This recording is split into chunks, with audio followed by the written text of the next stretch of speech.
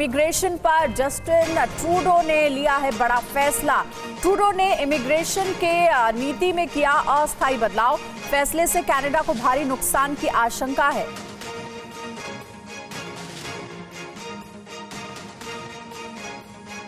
Trudeau का नया फरमान क्या है? कनाडा जाना अब आसान नहीं है। जी हां, आपको बता दें कि जानकारी आपको दे 2025 से 2027 11 लाख बाहरी को स्थायी नागरिकता मिलेगी। ये जानकारी आपके सामने पिछले साल की तुलना में 21% की ये कमी है। कनाडा सरकार का दावा है नियम अस्थायी है। वीजा नियम में आखिर क्यों बदलाव किया गया ये भी आप जानिए। कोरोना काल के बाद कनाडा में बेरोजगारी बढ़ी है। सरकारी नौकरी में बाहरी दखल का दावा है और कहा जा रहा है कि प्राइवेट कंपनियों में भी प्रवासियों का कब्जा। कनाडा में हाउसिंग संकट बहुत बड़ी समस्या है। कनाडाई लोगों का सरकार पर भारी दबाव है और आने वाले चुनाव को देखते हुए ट्रूडो ने यह फैसला लिया है। और अब एक नजर डालते हैं कि वीजा के नए नियमों से कनाडा जाने वाले भारतीय छात्रों और काम करने वाले लोगों पर आखिर इसका कितना असर पड़ जाएगा। आप देखिए, कनाडा में अगर बात करें छात्रों की तो कनाडा में इमिग्रेशन का नया नियम भारतीयों पर असर, छात्रों पर क्या असर होगा? यूनिवर्सिटीज में एडमिशन लेना मुश्किल हो जाएगा और जो वहां पर काम करते हैं वर्कर्स, अब जॉब ढूंढना उनके लिए मुश्किल हो जाएगा। तो आपको बता रहे भारतीयों पर होने वाले असर की, स्टडी परमिट लेना कठिन हो जाएगा छात्रों के लिए। तो वर्कर्स के लिए कंपनियां स्थानीय को ज्यादा तवज्जो देंगी। ये एक बड़ा फर्क नजर आएगा। दाखिले के लिए कंपटीशन बढ़ेगा, छात्रों पर जो असर पड़ेगा।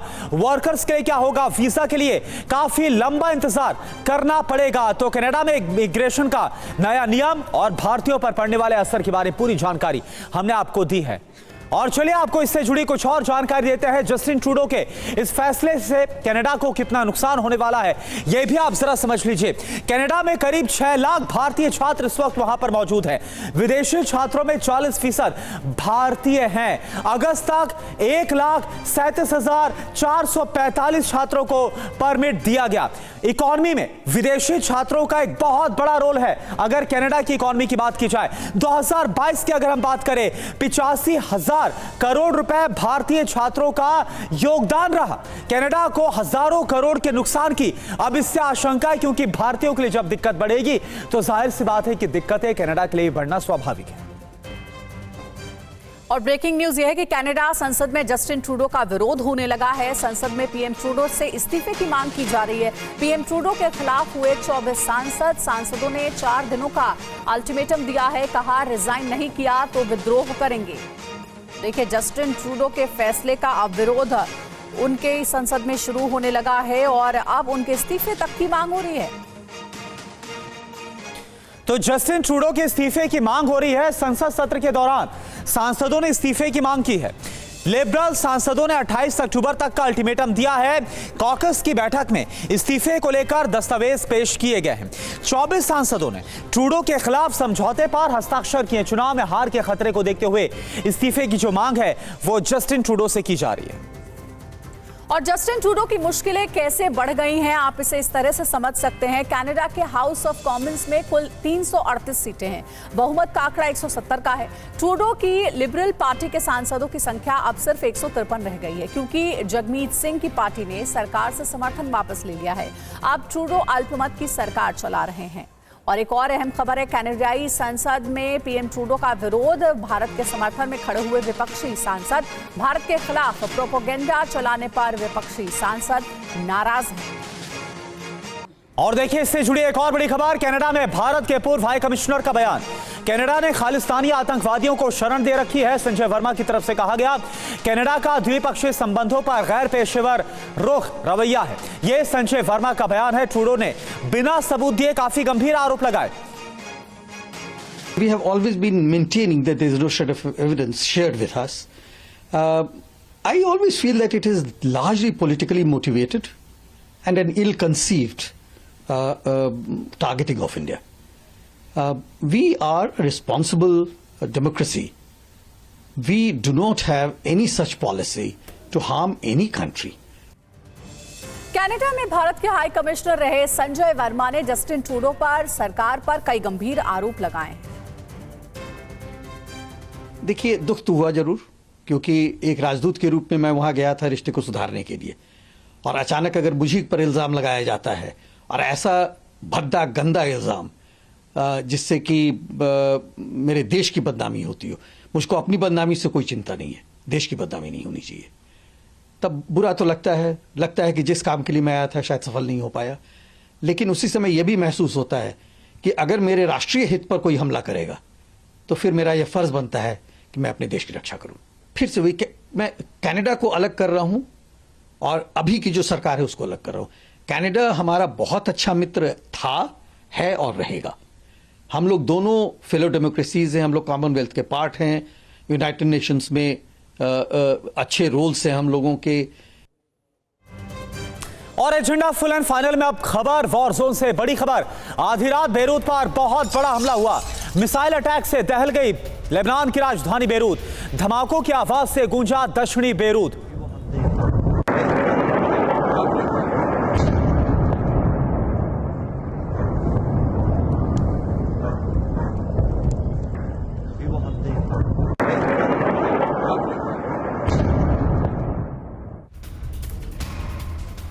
और इधर बेरूत पर फाइटर जेट से भीषण हमला हुआ है। हिजबुल्लाह के ठिकानों पर एयर स्ट्राइक की गई। देर रात हमलों से दहशत में हैं लोग।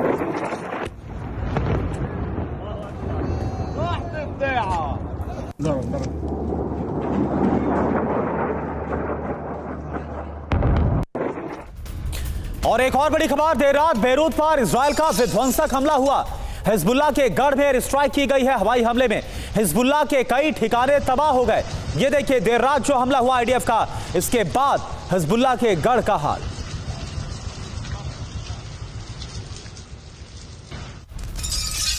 और ताबड़तोड़ मिसाइल अटैक से दहला बेरूत। बेरूत के रिहायशी इलाकों पर बारूदी बारिश, हमले में कई इमारतों को भारी नुकसान की खबर है। ये देखिए तस्वीर आपको दिखा रहे, कई इमारतों को भारी नुकसान हुआ है। दरअसल रिहायशी इलाकों पर बारूदी बारिश की गई है, बैक टू बैक अटैक किया गया। मिसाइल अटैक से बेरूत का पूरा इलाका दहल उठा है।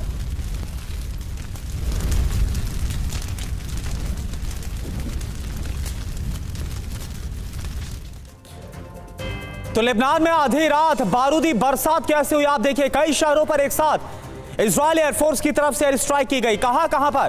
बेरूत, लैलाकी इलाकों पर भारी बमबारी की गई। बेरूत के कई जगहों पर रात भर हमले किए गए, फाइटर जेट से मिसाइल हमला किया गया। और हिजब के ठिकानों पर टारगेट अटैक भी किया गया। हिजबुल्लाह के 17 ठिकानों पर हमला हुआ। एयर स्ट्राइक में 7 सैनिक गोदाम भी तबाह हो गए। हिजबुल्लाह के हेडक्वार्टर पर भी हमले किए गए हैं। और एक और बड़ी खबर, देर रात इजराइल के इलाट शहर पर ड्रोन अटैक हुआ है। दक्षिणी पूर्वी इजराइल पर ड्रोन से हमला किया गया। इराक की तरफ से यह ड्रोन आया था, यह बड़ी बात है। आयरन डोम ने हमले को नाकाम किया है।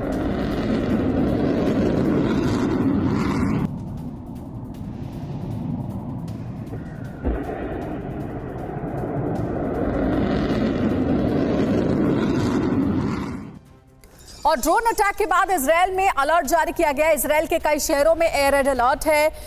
इलात पर हमले के बाद एयर डिफेंस सिस्टम को एक्टिव किया गया है।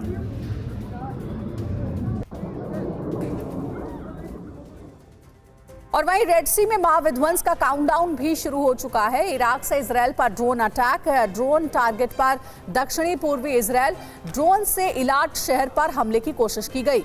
तो देखिए इजरायली सेना ने ड्रोन को इंटरसेप्ट किया है, ड्रोन को लाल सागर में ही नष्ट कर दिया गया। ड्रोन अटैक के बाद इजराइल में एयर अलर्ट है।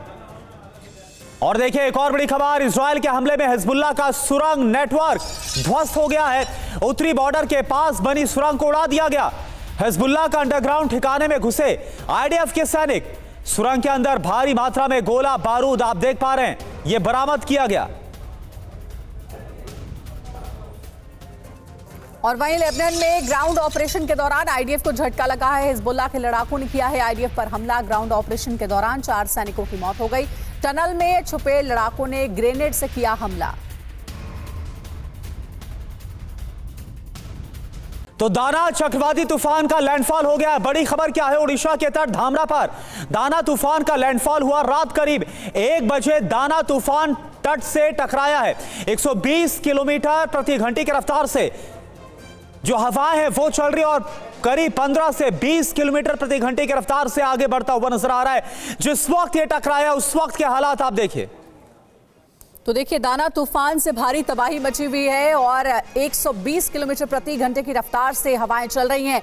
और ग्राउंड जीरो से रिपोर्टिंग कर रहे हैं हमारे सहयोगी कुमार कुंदन। सीधे उनका रुख करते हैं ताजा अपडेट के लिए। कुमार कुंदन, इस वक्त कैसे हालात है, क्या अलर्ट जारी किया गया और प्रभावित इलाकों में रहने वाले लोगों के लिए क्या इंतजाम किए गए? देखिए अंजलि, इस वक्त जिस जगह पे मौजूद हूँ ये धामरा पोर्ट का इलाका है और यहाँ पर तकरीबन 1 से 2 घंटे पहले तूफान निकल चुका है। बावजूद उसके हवाओं का रुख काफ़ी तेज़ है और बारिश हो रही है और इस सब के बीच जो लहरें हैं वो बार बार ऊपर उठ रही हैं। ये मैं पोर्ट के पास के एक तस्वीर दिखाना चाहता हूँ, जिस तस्वीर में आपको नज़र आ रहा होगा कि किस तरीके से लहरें उफान ले रही हैं। रात में 2 बजे ये पूरा का पूरा इलाका सबमर्ज हो गया था ज्वार भाटे से और अब देखिए जहां भी नज़र जा रही होगी सब कुछ खाली और वीरान पड़ा हुआ नज़र आ रहा होगा। यह तस्वीर बताने के लिए काफ़ी है कि कल रात से लेकर सुबह तक क्या हुआ है। जहां भी आपको नज़र आएगी सन्नाटा ही नज़र आएगा और इस सब सन्नाटे के बीच अभी भी हवाओं का रुख काफ़ी तेज़ है और बारिश हो रही है। धामरा पोर्ट से तकरीबन 20 किलोमीटर आगे भितरकनिका करके एक जगह है, वहाँ भितरकनिका एक करके जगह है, वहाँ पे यह अभी तूफान अभी लोकेटेड है और इन सब के बीच भद्रक डिस्ट्रिक्ट में ये तूफान अभी रोम कर रहा है। तकरीबन 13 किलोमीटर की रफ्तार से ये धीरे धीरे आगे बढ़ रहा है और आगे यह उड़ीसा होते हुए फिर वेस्ट बंगाल की तरफ जाके फिर वहाँ शांत होगा। लेकिन इतना ज़रूर है कि लैंडफॉल होने के बाद से इसकी स्थिति थोड़ी कमज़ोर पड़ी है। बावजूद इसके जो सबसे बड़ी बात है वो ये है कि अपनी तरफ से तबाही किया है। कई जगहों पर पेड़ उखड़ गए हैं, कच्चे मकान टूट गए हैं। गनीमत ये रही है कि अभी तक जान का कोई नुकसान नहीं हुआ है अंजलि। सिर्फ और सिर्फ जहाँ भी पता चल रहा है वहाँ सिर्फ और सिर्फ माल का नुकसान हुआ है। लोग सुरक्षित हैं अभी तक के जानकारी के मुताबिक। हालांकि सुबह का वक्त है, थोड़ा समय लगेगा जानकारी इकट्ठा होने में, लेकिन इतना तय है कि कोई बड़े जान के नुकसान की फिलहाल अभी तक कोई खबर नहीं है। अंजलि। बिल्कुल कुमार कुंदन, चुनौतीपूर्ण हालातों में देखिए कुमार कुंदन रिपोर्टिंग कर रहे हैं और वहां से ताजा अपडेट हम तक पहुंचा रहे हैं। हमारे साथ जुड़े रहिएगा। और देखिए, दाना तूफान को लेकर उड़ीसा के सीएम मोहन चरण मांझी ने हालात का जायजा लिया है। कंट्रोल रूम में रात भर डटे रहे सीएम मोहन मांझी। मुख्य सचिव समेत कई अधिकारियों से जायजा लिया है हालात का। ये देखिए तस्वीर आपको दिखा रहे, रात भर कंट्रोल रूम में मौजूद रहे उड़ीसा के सीएम और अधिकारियों से बात करते रहे, लगातार उनके संपर्क में रहे। और वहीं अगर पश्चिम बंगाल की बात करें तो वहां पर भी असर देखा जा रहा है और सीधे पश्चिम बंगाल का रुख करते हैं जहां पर दीघा से इस वक्त हमारे संवाददाता रविशंकर दत्ता जुड़े हुए हैं। रवि, हालात दिखाइए पश्चिम बंगाल में क्या है? देखिए, अभी मैं दीघा में हूं और जैसे कि मैं कह रहा था कि दीघा के जो बीच है पूरा सुनसान हो चुका है। लोग बहुत कम यहाँ पे हैं। जो लोग आ रहे हैं अपने रिस्क में आ रहे हैं, लेकिन पुलिस जो है यहाँ पे हर किसी को मना कर रहा है आने के लिए।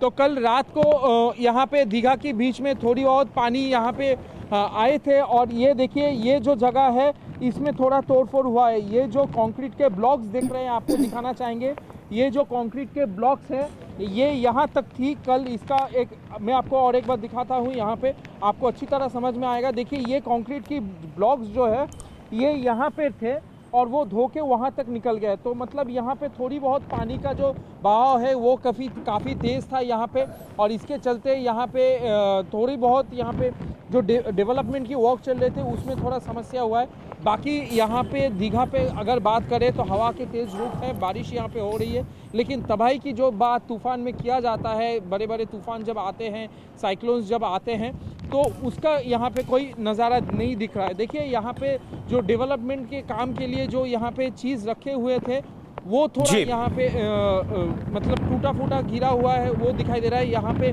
रखे हुए थे ये सारे चीज़ ऐसे ब्लॉक की तरह, लेकिन ये सारे चीज़ यहाँ पे उलट गई है पानी के बहाव से। ये सारे जो चीज़ आपको दिख रहा होगा ये सारे चीज़ जो है ये यहाँ पे डेवलपमेंट के काम के लिए रखा हुआ था, लेकिन ये सारे उलट गए। जैसे ऐसे ढेर में रखे हुए थे ये, लेकिन ये सारे बिखर चुके हैं। तो ये पानी के चलते कल रात को हुआ है। लेकिन इसके अलावा दीघा के बीच में बड़ी कोई तबाही या तो गांव के अंदर बड़ी कोई तबाही की खबर यहाँ पे नहीं है, क्योंकि ये जो हवा है अंदर क्योंकि बिल्कुल रविशंकर, तो इस वक्त पश्चिम बंगाल में जो तटीय इलाके हैं खासतौर पर दीघा में इस वक्त क्या हालात है वो आपने बताए हैं। आप दोनों का बहुत बहुत शुक्रिया कुमार कुंदन और रविशंकर दत्ता, और आप लगातार अपना ख्याल भी रखें।